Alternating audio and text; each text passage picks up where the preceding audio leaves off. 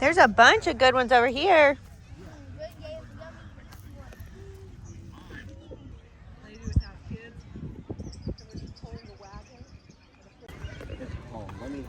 Dude, I know the name. It sounds so familiar, but I don't.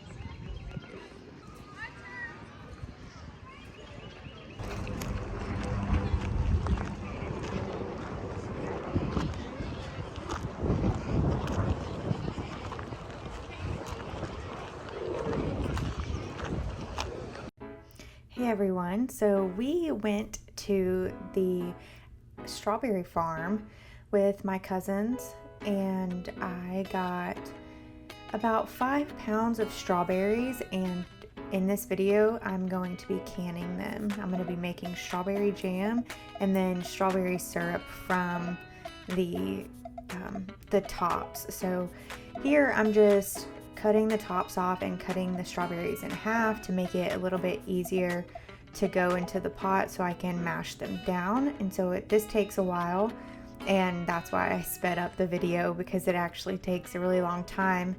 That bucket right there that you see is the first bucket out of, I believe it was 3 buckets, and I am just chopping away. And I decided to do a voiceover for this part, or this video, because we had some things going on in the background and the dogs wanted to be right up on me while I did that.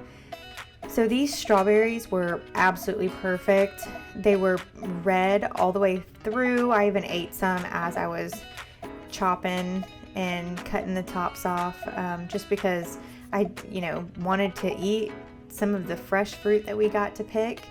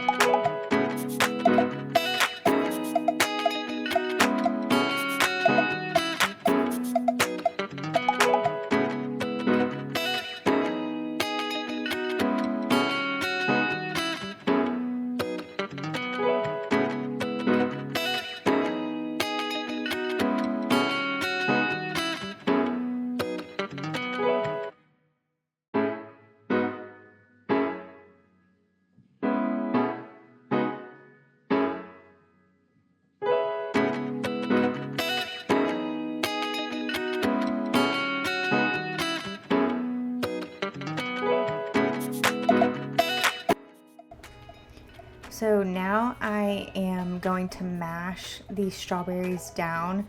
I'm not going to mash them down all the way because they will cook down in the pot, but I just wanted to kind of give them like a head start. And I'm also taking pictures of the instructions. And in goes the strawberries to my very large stock pot. And so I'm just adding all of them. I did measure them out, that I was using a measuring cup so that I knew how much pectin to use and how much lemon juice to use.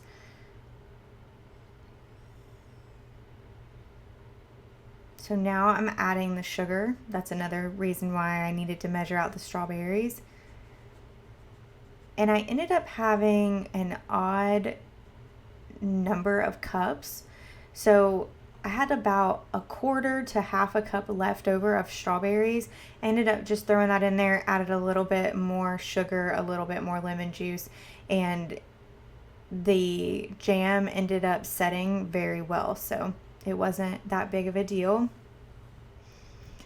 In this other pot, I'm going to be doing the strawberry syrup. So I basically just poured all the tops of the strawberries in there, some filtered water, and then I put some sugar in there, and I did a lower syrup, almost like a medium type of syrup. It's not light, but it's not a super thick syrup either, and that ended up turning out very well also.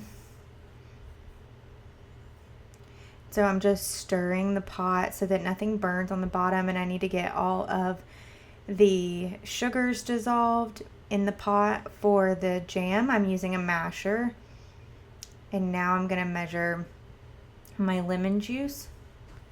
I did end up having to run to the store in the middle of this before you actually see me add the sugar and everything to go get lemon juice. I thought I had enough, and I ended up needing more. And so now I am just mixing this. So I use the Sure-Jell low sugar, although there's still a ton of sugar in it, but it's the lower sugar one.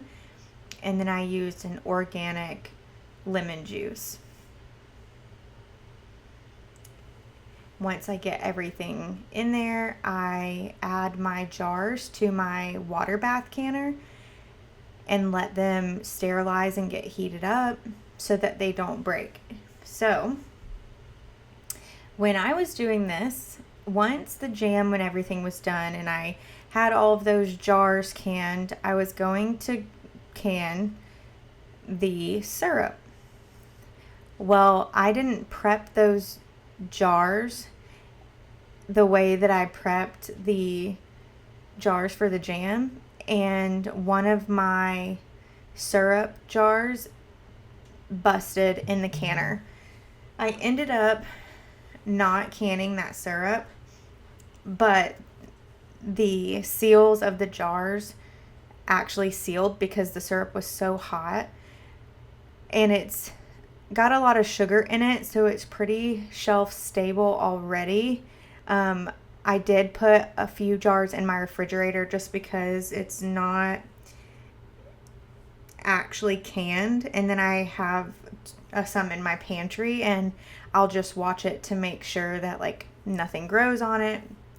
I've made syrups before and never canned them, and it always turned out perfectly fine.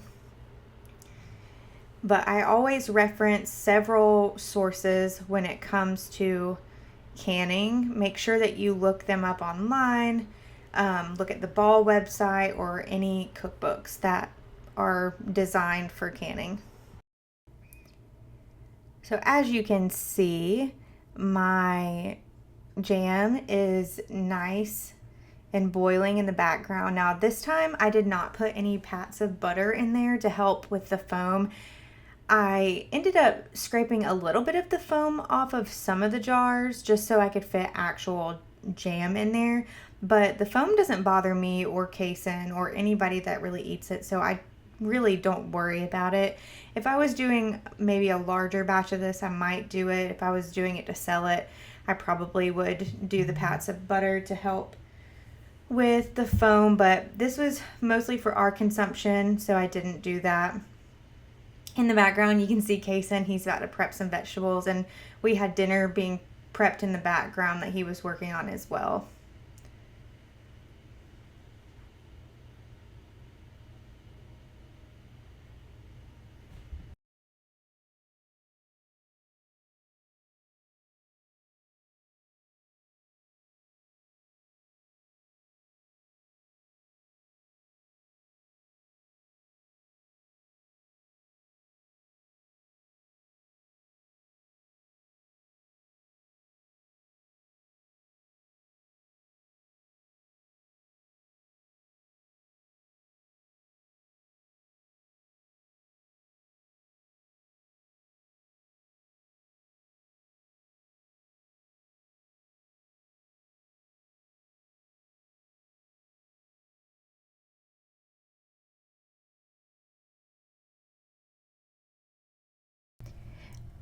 So after I fill all of my jars, I wipe the rim down with some vinegar to cut through the sugar. Anything that's left on the rim will actually prevent the seal from the lid, and you don't want that if you're trying to keep these shelf stable.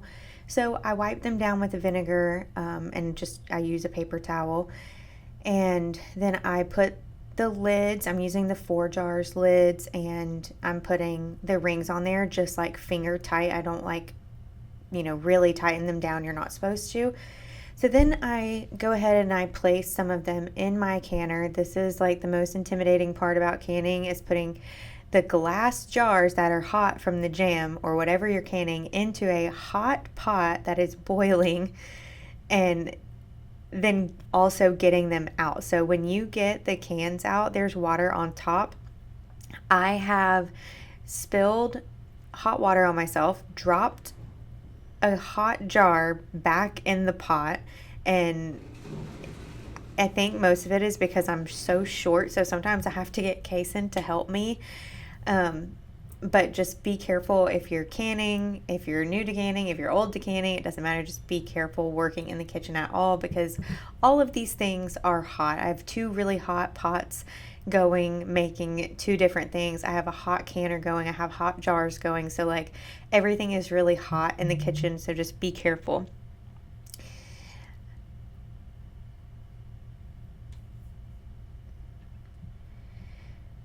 So I believe that I said I had about 11 jars. I had 3 or 4 half pints, and the rest were full pints.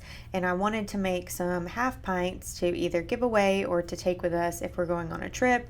So it's not as big of a jar, and it's like easy to throw in. If I could even take it to work, and it just fits better in like a lunchbox or something, or a cooler. So yeah, as you can see, me wiping down those jars, and then I just stirred the syrup. This jam will last us a fairly long time. About 2 years ago, I made way more than this. I bought a bunch of strawberries on sale at our local grocery store, and since then, they have not had that sale. It was like 99 cents for a pound, and I bought probably 20 pounds, close to 20 pounds of strawberries then, made a bunch of jam, made strawberry lemonade concentrate, strawberry syrup, and then also froze some strawberries from that. But that just isn't what happened this time. I still look out for that sale to see if it ever comes back around, because I just love strawberry jam. It's Kason's favorite. We do the low sugar strawberry jam, and it honestly tastes better to me than the full sugar strawberry jam, because the full sugar one just tastes super sugary. Obviously it's jam, so it has sugar in it. For the syrup, I think that I mentioned this already, but we did almost like a light to medium syrup, and I am using the Ball, I believe is the Ball water bath canner. I will link everything that I use for this down below. My stainless steel pots, my jars, the lids, the canner, the cookbook, even the lemon juice, and the Sure Gel. I will link all of that stuff down below. I'm just rearranging some things, moving some stuff around.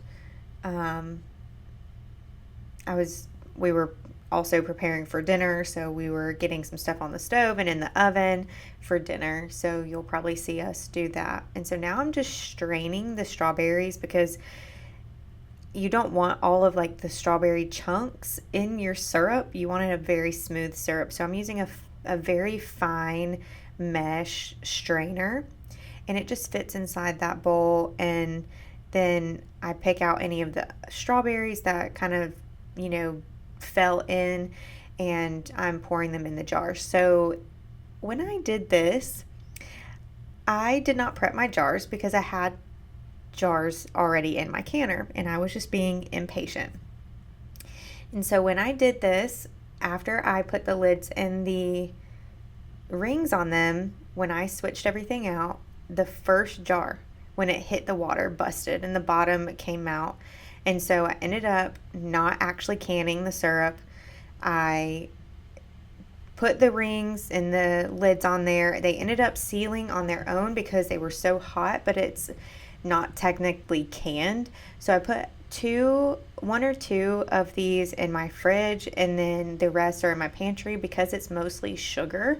It's a syrup. It is going to be more shelf stable, but do not recommend, don't take my advice on that. I would definitely heat all of your jars if you can, even if that's running them through the dishwasher on a really high heat before, just so that you don't bust your jars. And as you can see, I am telling Kason what happened, and I'm pulling that jar up and it is completely empty because the bottom was on the bottom of my canner, and he's helping me out, and I'm turning everything off and letting it cool down. So that is pretty much it for this video. Thank y'all for watching. I hope you enjoyed. Here are my finished products, and I'll see y'all next time.